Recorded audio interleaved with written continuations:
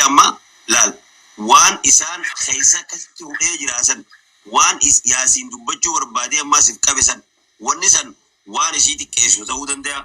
Already waan kabajasii qabuusu ta'uu danda'a ammas jeef qabuu saasan waanuma san irraa of dhaabuun danda'uun saasaniif immoo hayyummaa beekumsa.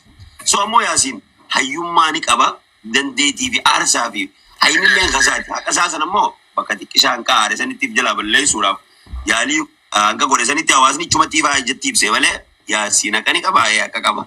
Akka isaa immoo dura balleessuun qabu karaa sirrii ta'een gaafatee mirga saasan yookaan intarneetinaasu bilisa baasee ilmaan sarratti qitee hafu yookaan immoo ilmaan isaa kanatti haadhatan deebisuu danda'u oomu lamaan kana margu akka jaarsaa jaartii rabbi. Amma nuti laal jaalfadii loo kiyyaa laal waliigallee jirra maal inni beektaa yaasiin namni jaallan hin jiru jesti maraataallee ni jaallata ka isa harku ni fayyaa'u si galtee namni isa argee ni fayyu chaalenjii jireenya kanarratti waa hedduu nama mudata. Namni isa harku maraataallee ni fayyada ni dandamata jireenya abdii nama horachiisa si galtee akkaataatti namni ilmaan kana guddifatu waa qabaatee harkatee akkaataa san nama barsiisa. Mana barumsaa guddaadha yaasiin jaaraa kanatti mana barumsaa guddaadha. Keessaafuu dhiirti faan haadha ilmoo malee guddisuun ni danda'amtii waan ni jaamu yaasiin irratti dargaggoota keenyaaf akka ajaa'ibaatti fakkeenya guddaadha.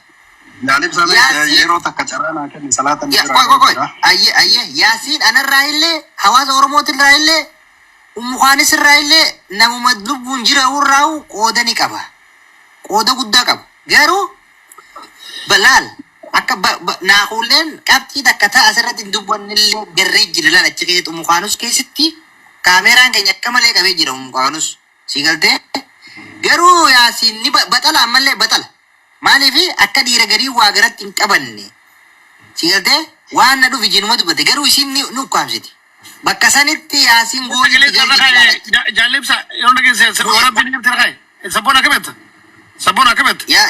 irra kaaye jaalibsa takka dhageeffannee tachaanuu akkasii wayyaa irra kaaye jaalibsa itti deebitan sheeka deem salaati haasoo harfi salaanuu nuti hin deemu salaati yoo kaameeru diktaatarummaa dhiisi jecha lama sadii qofa dubbadhee maal ta'a? Dubbachuun maatii miti yoo salaatirra wayyo salaata wayyo salaata kuuli shakka. Muya kiyya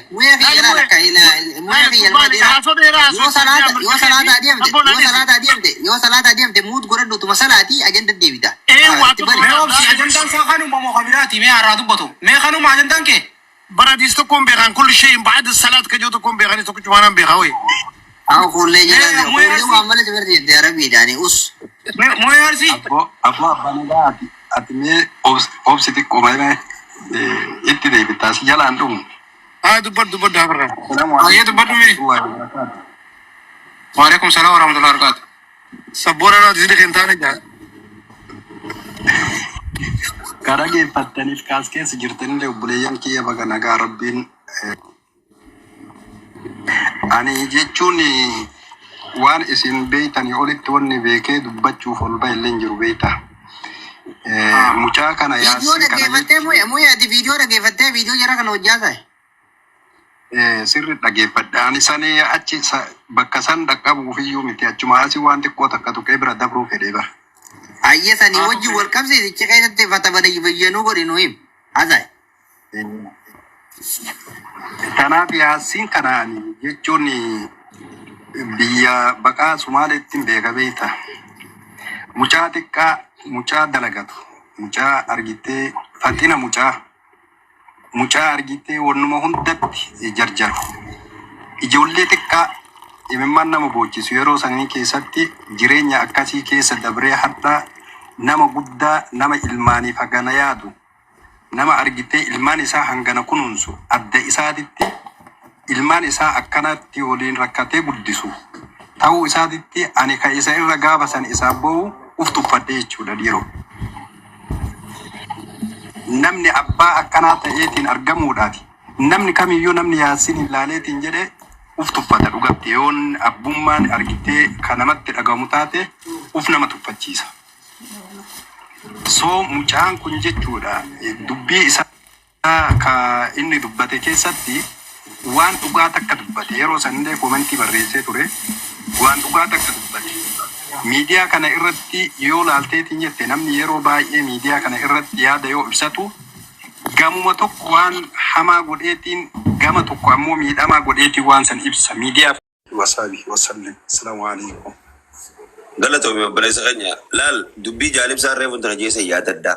Dubbiin jaalibsaa san dubbii abbaan itti haajamu dubbii shamarri dhiirarraa itti haajamu dubbii tam isinii galaa jira wanti nan jiru dubbii reefu jaalibsaan jeesan itti haajama namni dhiirti ammaan tana dhiira ilmoo dhiira jaartii fi ilmaanu waliin dhiiftee ganda biraa deemtee dubartii biraa tabareeddu jala deemtee dubartii fuula qabdu jala deemtee fuutuu keessa jirra zamana akkanaa keessa jirra zamana kana keessatti gurbaan kun badiisaa xiqqishoo jecha tokkichaa miidiyaa irratti afaanii bee mira isaa to'achuu dadhabee qofa laalina wanti ilaalamuu qabu gurbaan kun intala tana irra cicheeti ilmaan kana irra laffa'ee chaalenjii meeqa keessa dabree kan ilmaan kana laal kophaa ilmaan guddisuun hangam akka nama dhibdu nama arkeetu beeka.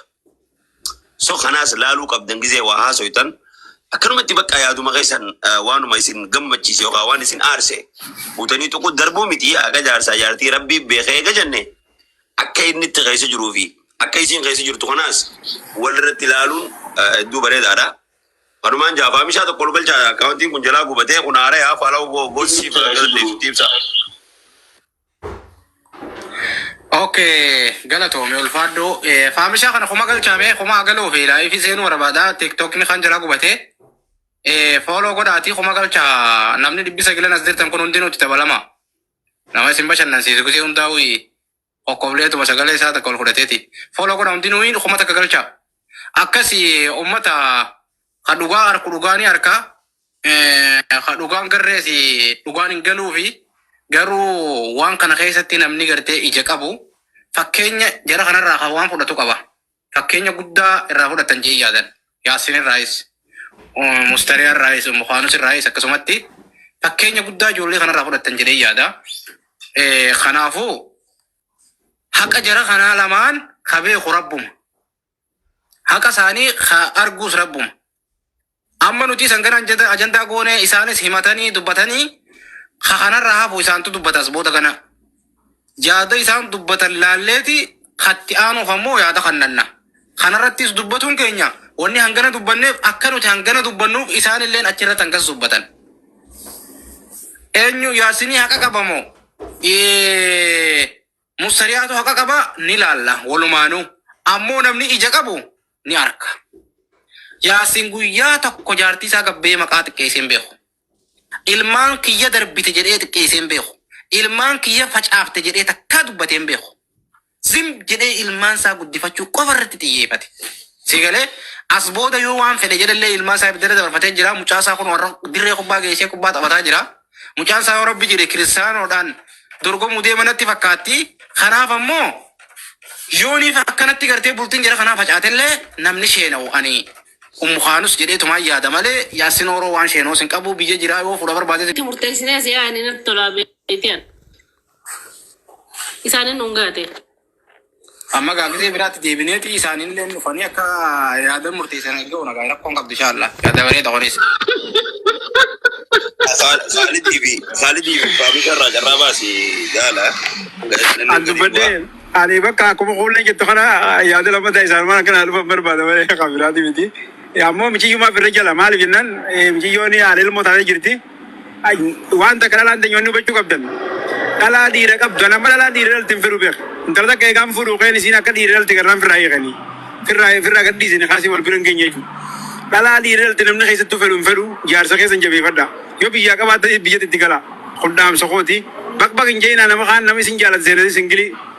Namni isin jaalatu hin jiru haadha gurbaa haadha ilmaa. Abbaa mana keessanii mucaa Yuusuf irraa dhaltan jabeeffadhaa galatoma. Ayyoo ulfaadhu galatoma inshaallah. Rabbi khayrii haa godhu.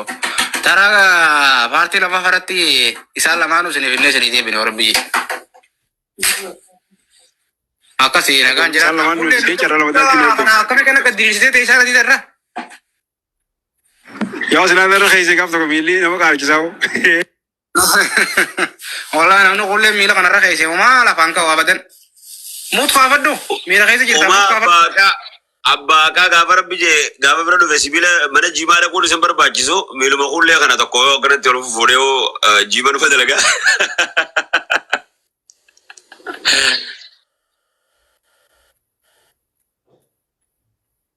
جالس رب ما يجي عشان أغبي تكتيتا والله بالله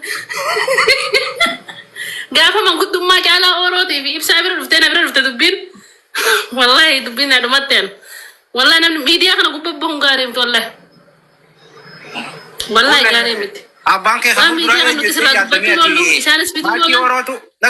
maayikii orootu oduma akkanatti hin heerumini annamni itti heerumuu fedhu ibsishaa godhettee filatte miqiyoo sanii abjuu siinuma ta'eef akkasuma rabbiin abjuu kee malee atoome abjuu kee kana siif laalla fuuldura eenyutti heerumuu barbaadde jaarsi kee eenyu akka ta'u feeta. obboleessa kiyya namaa heeruman bayitu firraatti dhiisee osoo du'ee dabre heeruma kiyya warri miidiyaan dhagu wallahi jaalibsa heeruma kiyya warri miidiyaan dhagu wallahi suuraa xiyyaa poostiin godhan jaarsa wajji dhiifama naa godhe. Akkana tafuu deemta akka saaraan akkana tafuu deemta heerumuu deemta. heerumtee kuulee heerumtee dhabbaan tokko irraa kuban hanga bu'ammaan booda wallahi. Inni mara obboleessa kiyya jaarsa kiyya wajjin suuraan ka'u. Anaaf ati warra gandaati yoon fidiyoo abbaa mana keetii gaggaafadhe.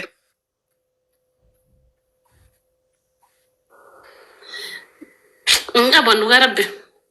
Maikin hattuudha jaara zela maal hatte maikin ummanni maal barreessu eegale.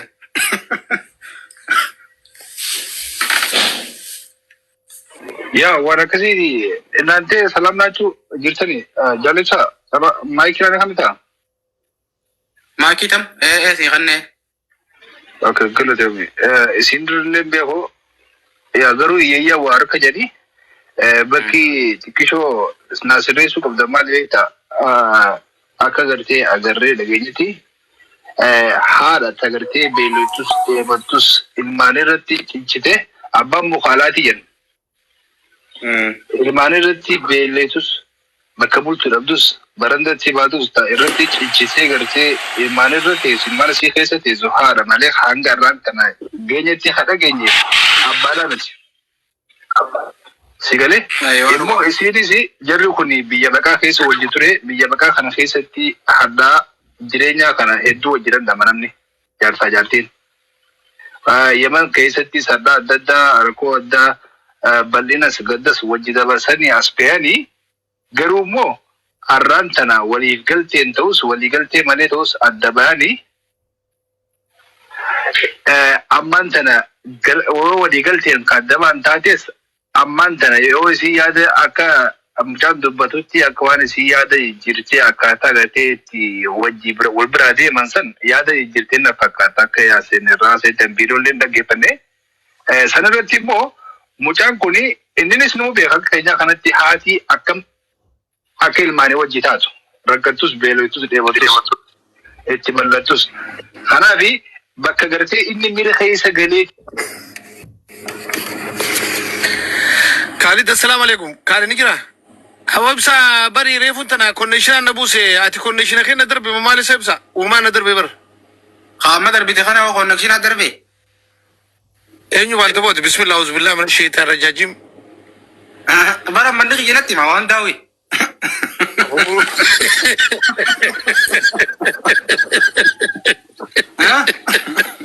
Ay ba ayaro. No jar khana ya ge. Awadi rubiya modi ko ya police. Lagi darijo kumbara fanoro modi bit fanbara fan Somalia sojra Somalia tanafin gabuse. Lal kan jobsa amma guya me safti da balama gabaduti. Dawali sala chulu fitika se kana safti tana. Kamet. Safti male fitin. Alle safti mananjira. Amma dalagan jira safti da balama duref duremi safti if durat safti no fitina me dutle timna. Yoga fanne dubbi wali tararsu taata wali tararsina. Tole rakkoon qabu amma waan saanii cufnee tin bargoota badda baale kanas fidee baramma. Awa kana gogoota badde baleso baga badde mucaan soddaaqinya barbaaden tun soddaate. Mucaan kun dhugumaan goota mucaan badda baale kuni dhugumaan goota gootummaa isaatiin isinii maal geeffadha. Hima dura arra guyyaa qabda arra guyyaan keeti.